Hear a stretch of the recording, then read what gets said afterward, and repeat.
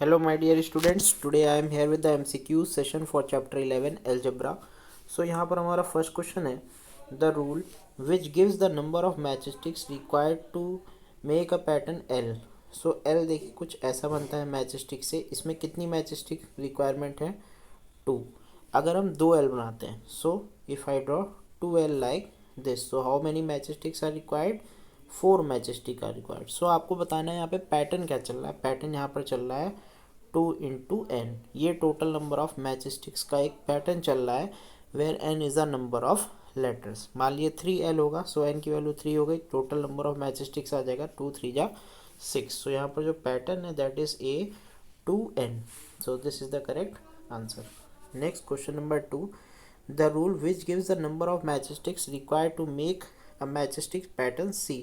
तो C बनाने के लिए आपको कितनी मैचस्टिक्स की रिक्वायरमेंट है?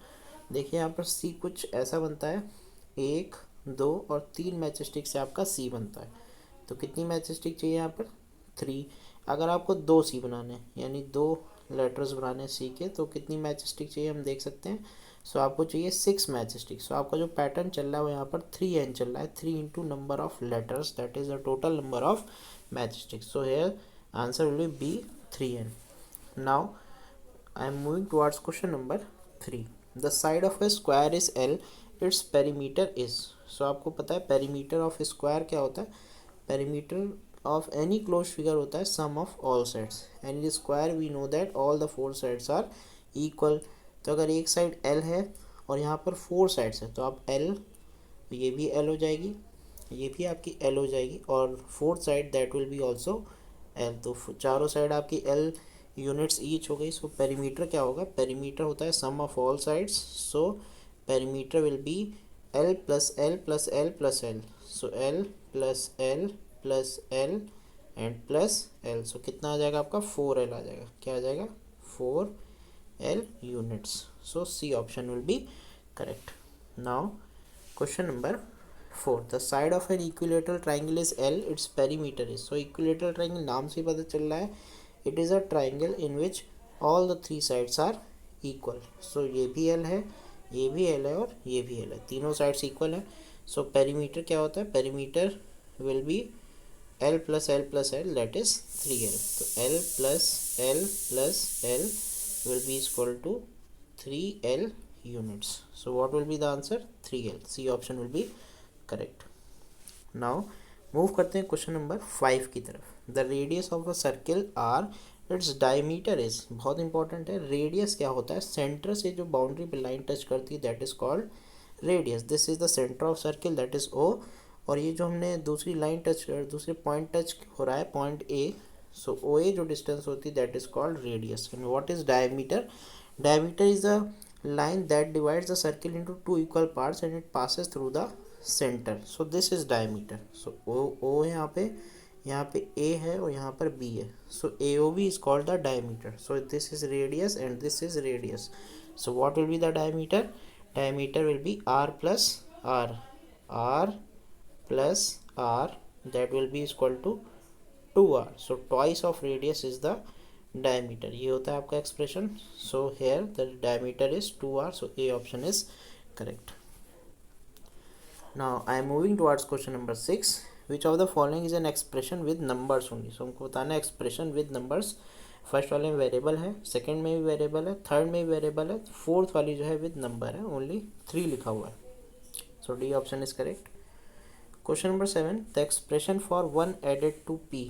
तो सिंपल है, आपको बस इसको रीड करना और इससे एक्सप्रेशन फॉर्म करना है. 1 इज एडेड टू P तो 1 प्लस P और you can write as P plus 1 और P प्लस 1. फिर आप ऑप्शन देखेंगे 1 प्लस P या P प्लस 1 है तो दोनों सही है. सो यहाँ पर ए ऑप्शन करेक्ट होगा. नेक्स्ट मूव करते हैं क्वेश्चन नंबर 8 की तरफ. The expression for 1 subtracted from P. अब देखिए यहाँ पे क्या है? फ्रॉम P लिखा हुआ है. 1 सब्ट्रैक्टेड फ्रॉम P में से 1 सब्ट्रैक्ट किया गया है. सो P माइनस 1 ये आपकी एक्सप्रेशन होगी. ठीक है.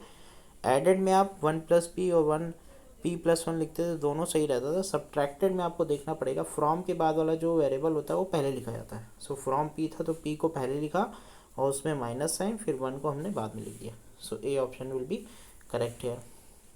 Now question number 9.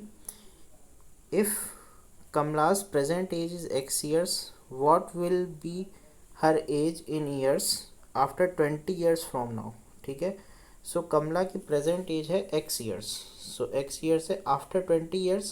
सो उसमें आप 20 ऐड कर दीजिए. सो ये उनकी एज होगी after 20 years from now. X plus 20 years. This will be the Kamala's एज. सो यहाँ पर आंसर आ जाएगा X plus 20 years. सो ये क्लियर होगा.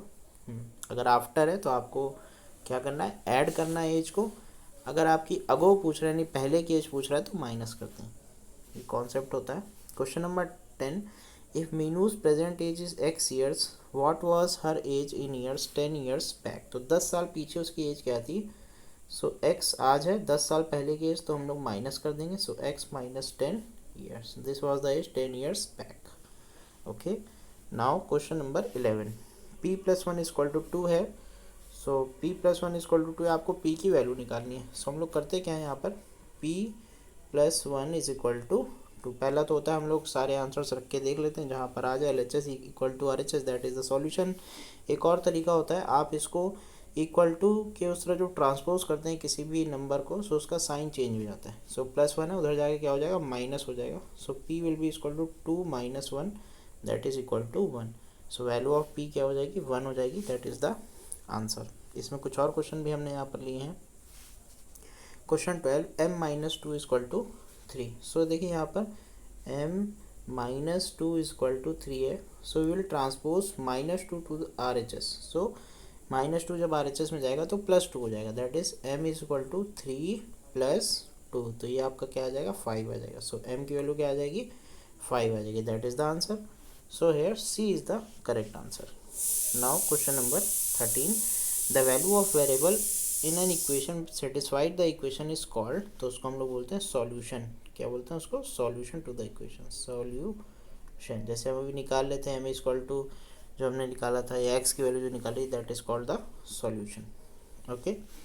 Next question number 14. Which of the following is an equation. तो इक्वेशन नाम से पता चलता है, equation means having equal to sign. Equal to sign का होना बहुत ज़्यादा जरूरी है. सो आपको कहाँ पे इक्वल टू साइन दिखाई दे रहा है, सी पार्ट पे इक्वल टू साइन दिखा रहा है, दैट इज़ द इक्वेशन. बाकी यहाँ पर ग्रेटर देन है, लेस देन है, ग्रेटर देन इक्वल टू है, सो वो इक्वेशन नहीं है. So c part is the equation. Next question 15. The solution of the equation 5t is equal to 25. So देखिए, जब कोई चीज़ प्लस है, इक्वल टू किधर जाएगी तो माइनस हो जाएगी. ठीक है, जब माइनस है तो प्लस हो जाएगी, वाइस वर्सा चलता है. अब मल्टीप्लाई है तो डिवाइड, डिवाइड है तो मल्टीप्लाई, इसका भी रूल चलता है. So we can see that 5t is equal to 25 है. यानी कि 5 और t आपस में मल्टीप्लिकेशन में है. सो 5 कहाँ चला जाएगा, डिनोमिनेटर में आ जाएगा इसके. So t will be equal to 25 upon 5. और ये कितना आ जाएगा, 5 टाइम्स होता है. सो t की वैल्यू क्या आ जाएगी, t की वैल्यू आपकी आ जाएगी 5. That is the correct answer. Now question number 16 की तरफ मूव करते हैं. 7 subtracted from p can be expressed as.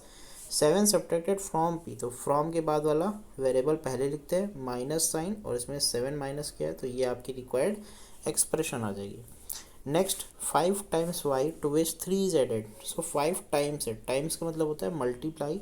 सो हो गया 5y to which 3 is added. तो यहाँ पे हमने क्या कर दिया, +3 कर दिया. सो this is the correct solution. Question number 18.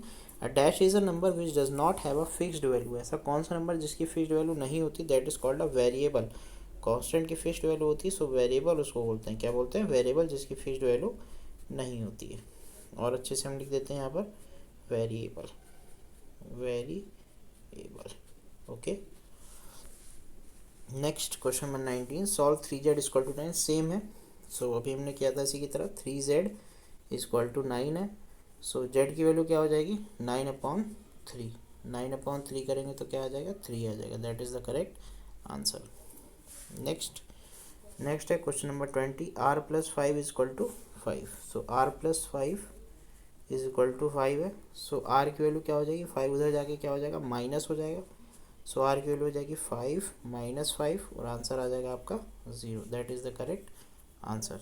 Okay students, thank you and stay connected for recent updates of upcoming chapters.